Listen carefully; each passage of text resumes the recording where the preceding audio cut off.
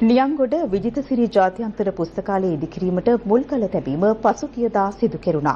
ඒ අඹුලුවාවට වසර 30ක් සැපිරීම නිමිත්තෙනුයි.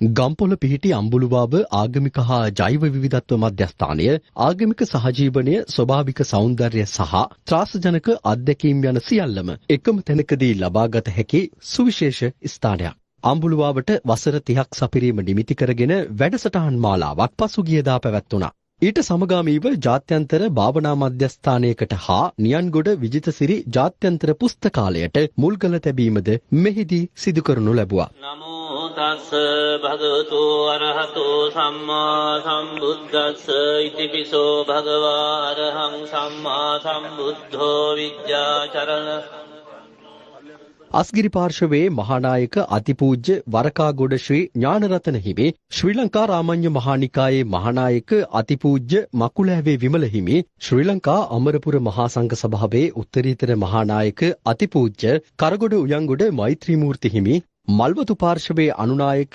අතිපූජ්‍ය තිහගොඩ විජිතසිරි හිමි ඇතුළු මහා සංඝරත්නය මෙන්ම ශ්‍රී දළදා මාලිගාවේ දියබඩන නිලමේ ප්‍රදීප් නිලංග දෑල ඇතුළු පිරිසක් මෙම අවස්ථාවට එක්ව සිටියා. අඹුලුවාව ජාත්‍යන්තර භාවනා මධ්‍යස්ථානයේ ආරම්භ කිරීමේ වැඩ කටයුතු අද දිනේදී සනිටුවන වුණා.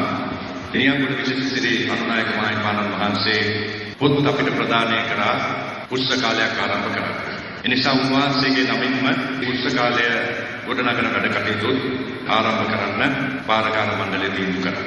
මුළු වර්ෂයේම මිලියන 11ක ආදායම් ලැබපු මේ අඹුලුවාව ජෛවවිවිධත්ව සංකීර්ණය වර්තමානයේ වෙනකොට ආසන්න වශයෙන් මිලියන 300ක් වාර්ෂිකව ආදායම් උපයන තනක් හැටියට මේ වර්තමාන පාරකාර මණ්ඩලයට පත් කරන්න පුළුවන්කම ලැබුණා. මිලියන 350ක වත්කම් තිබිච්ච අඹුලුවාව පාරකාර මණ්ඩලය බිලියන 1.4ක වත්කම් තියෙන තනක් හැටියට සංවර්ධනය කරන්න පුළුවන්කම ලැබුණා. පවුල් 1500ක් විතර අද වක්‍රාකාරව හා කෙලින්ම මේ අඹුලුවාව නිසා ජීවත් වෙන තත්ත්වයට ගොඩනගන්න පුළුවන්කම ලැබුණා.